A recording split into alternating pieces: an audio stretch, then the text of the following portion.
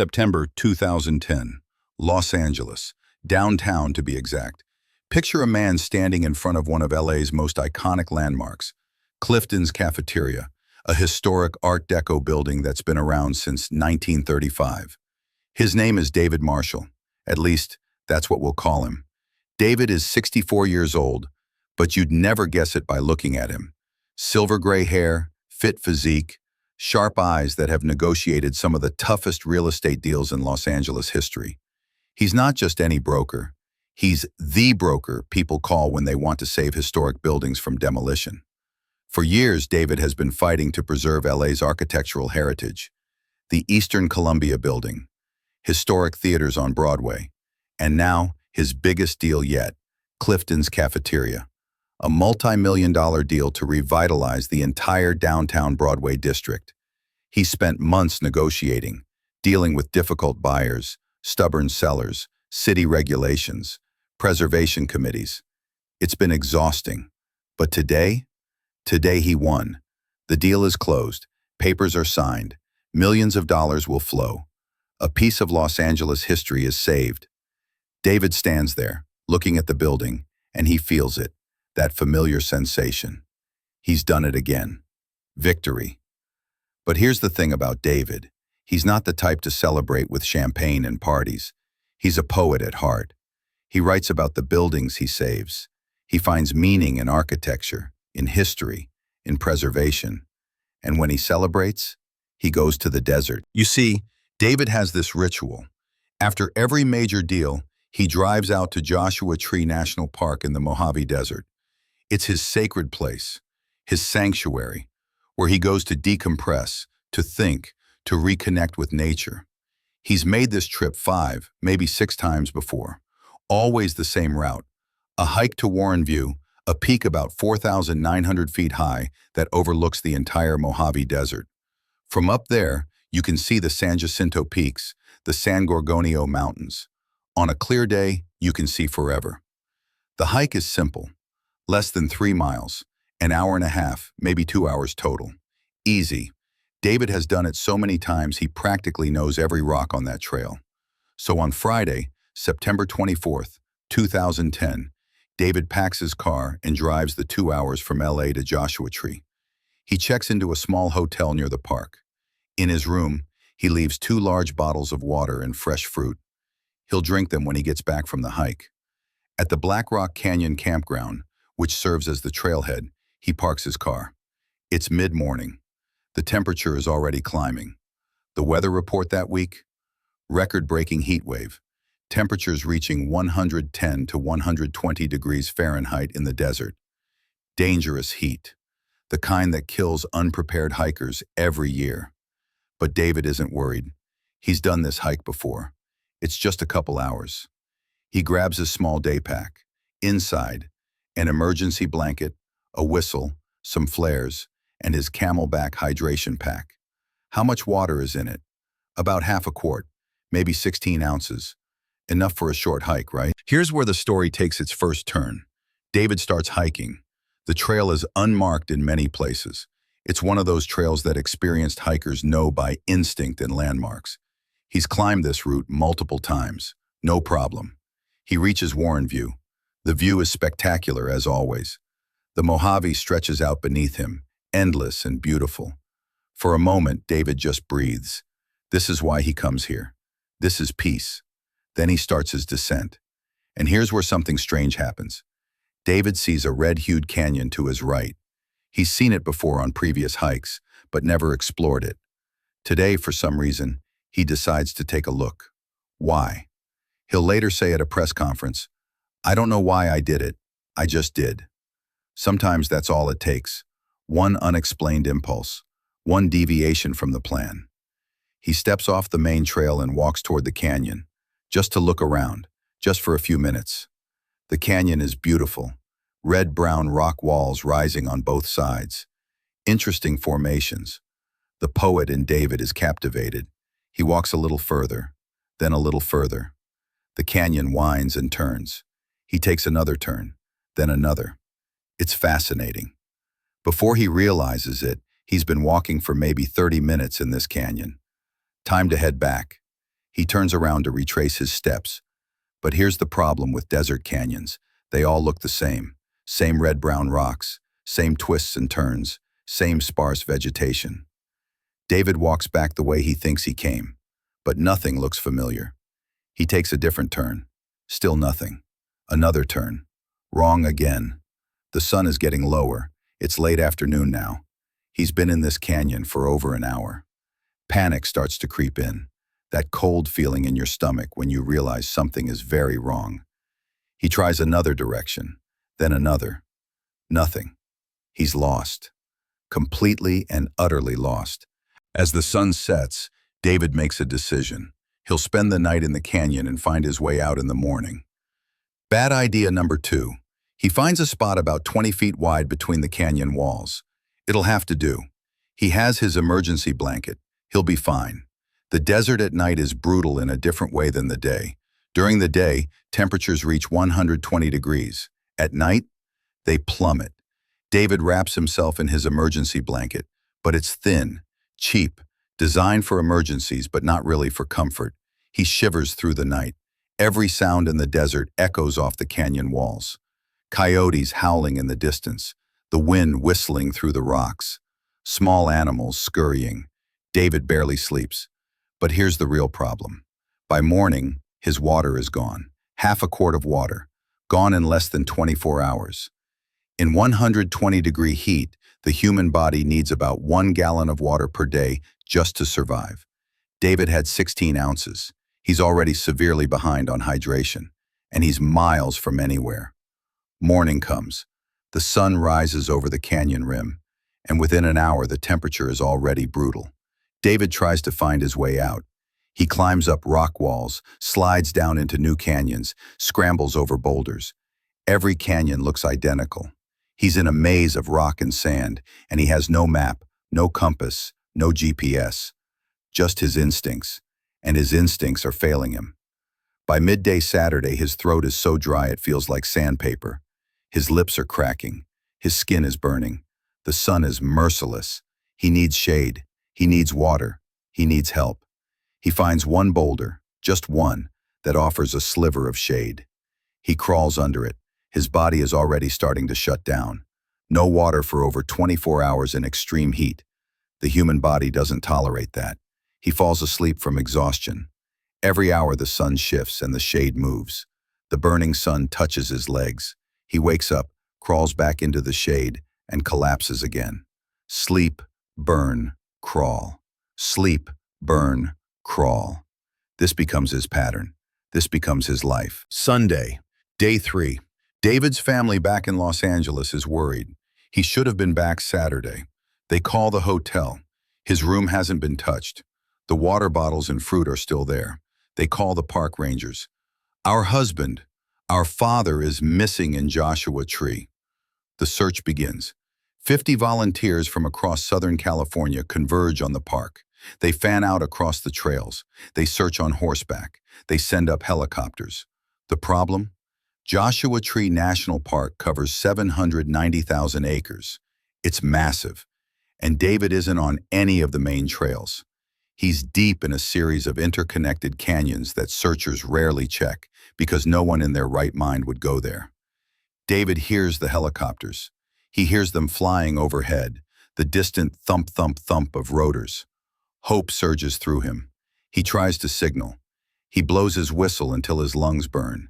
He waves his arms. He even lights one of his flares. But the helicopters don't see him. The canyon walls hide him. The desert is too vast. They fly past. The sound fades. David is alone again. By now his body is eating itself. That's not a metaphor. That's literally what happens when you're severely dehydrated and starving. The body breaks down muscle tissue for energy. His skin is blistered from the sun. His lips are split and bleeding. His tongue feels like leather in his mouth. He tries something desperate. He tries to drink his own urine. It's a survival technique people talk about. In reality, it doesn't work. It just makes things worse. Urine is waste your body is trying to expel. Drinking it back introduces concentrated salts and toxins. David tries it anyway. He immediately gags. Forget about it. he'll later tell reporters. It's undrinkable. He spits it out. Day 4. Monday. David finds a yucca plant. He's read somewhere that desert plants hold water.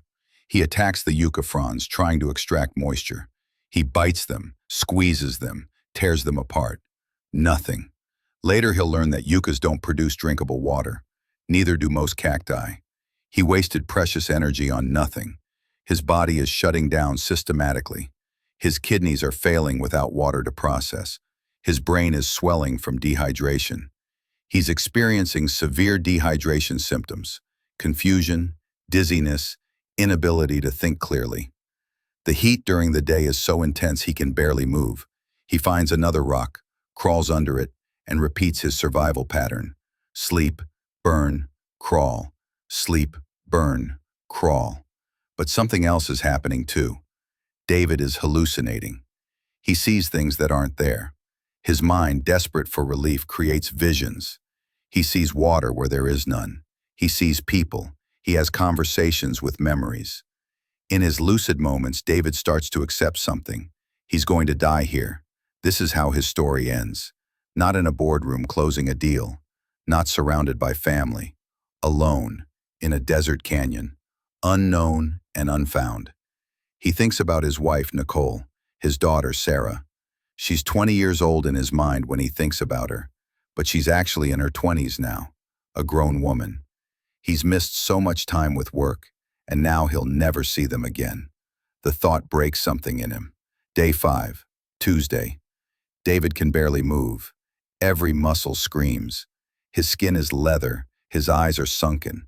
He's lost about 20 pounds in 5 days. In a final canyon, one he'll later name Salvation Canyon, though he doesn't know that yet, David makes a decision. If he's going to die, he wants to leave something behind. He wants his family to know what happened. He wants them to know he was thinking of them. He pulls out the one thing he has, his tan sun hat, and he starts to write. With a pen from his pack, David begins writing on the inside brim of his hat. His hands are shaking. His vision is blurry. But he writes. First, he writes to his wife, a message of love, an apology for not being more careful, for leaving her alone, for all the times he chose work over family. Then he writes to his daughter, telling her how proud he is of her, how much he loves her, how he wishes he had more time. Then, and this is where it gets surreal, David writes his own funeral instructions, where he wants to be buried, what kind of service he wants, songs to be played, who to contact. He's planning his own funeral while still alive. It's both heartbreaking and strangely practical. That's David. Even facing death, he's organized. He's thinking ahead, making sure things are in order. But here's what David doesn't realize. By writing these messages, by putting his thoughts on paper, he's doing something crucial. He's creating a record. He's leaving evidence. He's making a signal. On that hat, he also writes the most important thing. Location clues, names he gives to the canyons he's passed through, descriptions of landmarks, anything that might help someone find his body. At the very end, he writes something simple. I'm still here. 3 words, a declaration of existence, a refusal to be forgotten. When he finishes writing, David places the hat on his chest. If someone finds his body, they'll find the hat. They'll know what happened. They'll be able to tell his family. He lies down on the canyon floor. The rock is hard and hot beneath him. He's accepted death. He's made peace with it. He closes his eyes. This is it. This is the end. Day 6, Wednesday, September 29th, 2010. David is barely conscious. He's been without water for nearly 6 days, in 120-degree heat. The human body can typically survive 3 to 4 days without water under normal conditions. David has lasted 6 in extreme heat. It's a medical miracle he's still breathing. He can't move. His muscles won't respond. His brain is foggy. He's in and out of consciousness. He's lying in Salvation Canyon, named that only in his mind, waiting to die. Then he hears something. At first he thinks it's another hallucination, the sound of helicopter rotors. He's heard it before. False hope. But the sound gets louder, closer. The wind from the rotors kicks up dust. This is real. A San Bernardino County Sheriff's helicopter is directly overhead. It's circling, searching. David tries to move. He can barely lift his arm. He tries to call out, but his voice is gone. The helicopter begins to descend. It's landing. In the canyon, right next to him. The side door opens. A man jumps out. A rescue worker. He runs toward David. David is fading in and out. The man leans over him. David hears a voice, clear as day. "Hey, are you that marshal guy that's out here?" Even in his delirium, David finds this hilarious. Like he would say, "No, I'm someone else.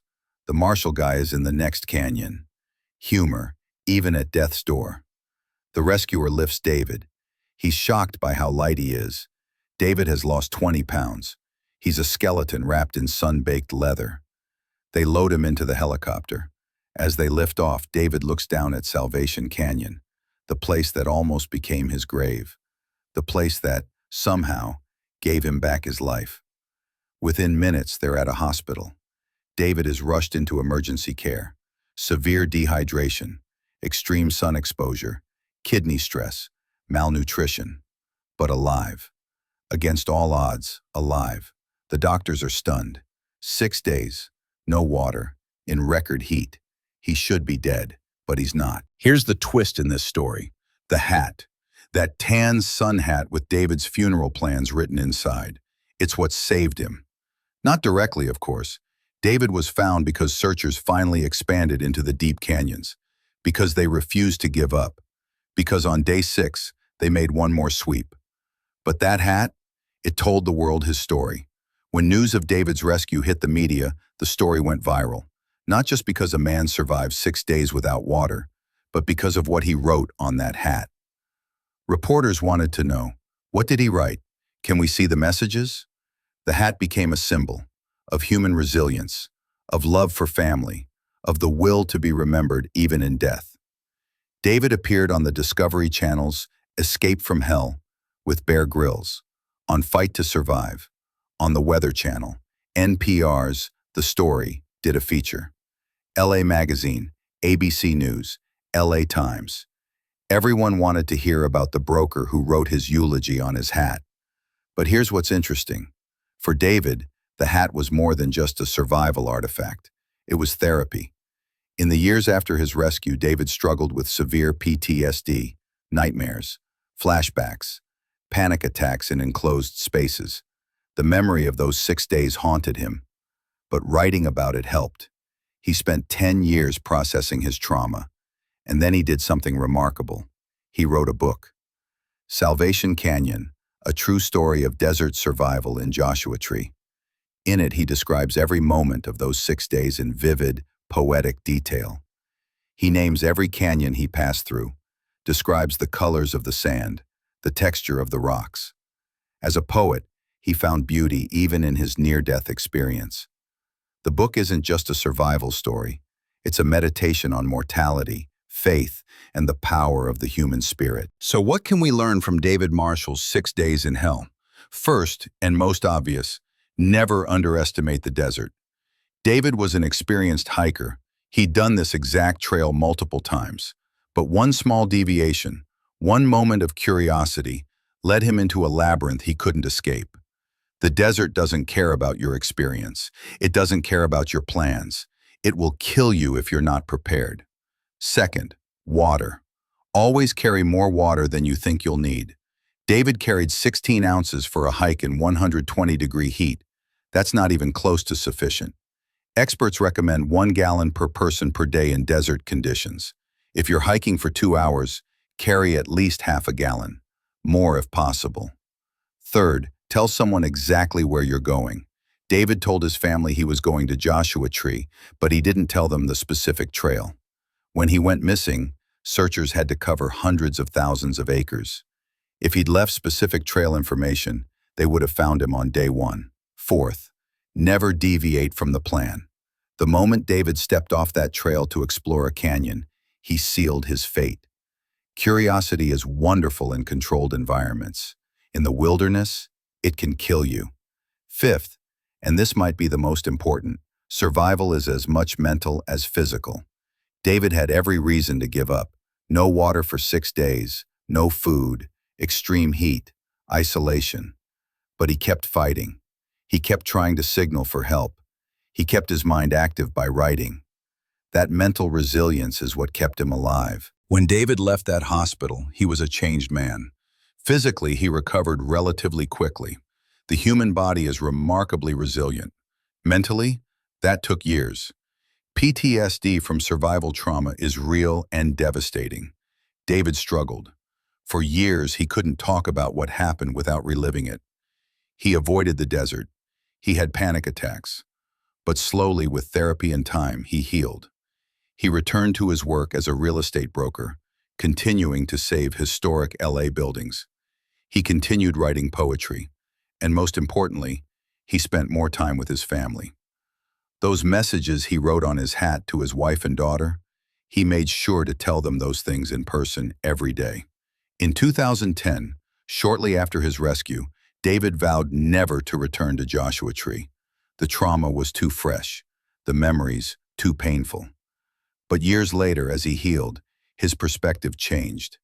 He started to see his ordeal not as a curse, but as a gift, a chance to confront mortality, to appreciate life, to understand what truly matters.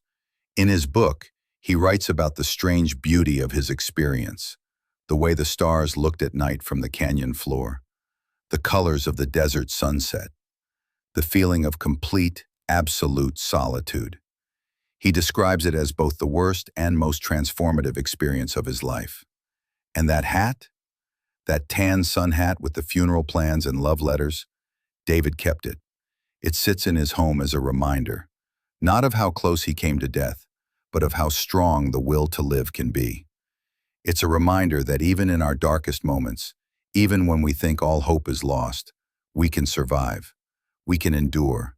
We can write our own story, even if we think it's the final chapter. David Marshall's story is part of a larger, sobering reality. Every year, dozens of people die in America's deserts. Joshua Tree alone sees multiple deaths annually. Most are preventable. Heat exposure, dehydration, getting lost. These aren't exotic dangers. They're simple, mundane killers that prey on unpreparedness and overconfidence. In 2010, the year David almost died, California was experiencing one of its worst heat waves on record. Temperatures in the Mojave reached 120 degrees Fahrenheit or higher. During heat waves, the desert becomes a death trap. But people keep hiking, keep exploring, keep underestimating nature's power. Search and rescue teams in Joshua Tree are stretched thin. They're mostly volunteers. When someone goes missing, dozens of people drop everything to search. On horseback, on foot, in helicopters. It's exhausting, expensive, and often heartbreaking work. David was one of the lucky ones. For every story like his, there are others that end differently. Bodies found weeks later. Hikers who simply vanished, their remains scattered by animals and weather. Families left without answers. The desert keeps its secrets. David's survival was due to 3 factors. Luck, an expanded search on day 6 that finally checked the deep canyons, and his own incredible will to live. Remove any one of those factors, and we'd be telling a very different story. His message to other hikers is simple and urgent. Respect the desert. Prepare properly. Carry extra water. Tell people where you're going. Don't deviate from the trail. Don't trust your instincts in unfamiliar terrain. Don't assume you'll be fine because you've done it before. The desert doesn't care about your past successes. It only cares about your current preparedness. And if you're not prepared, it will kill you.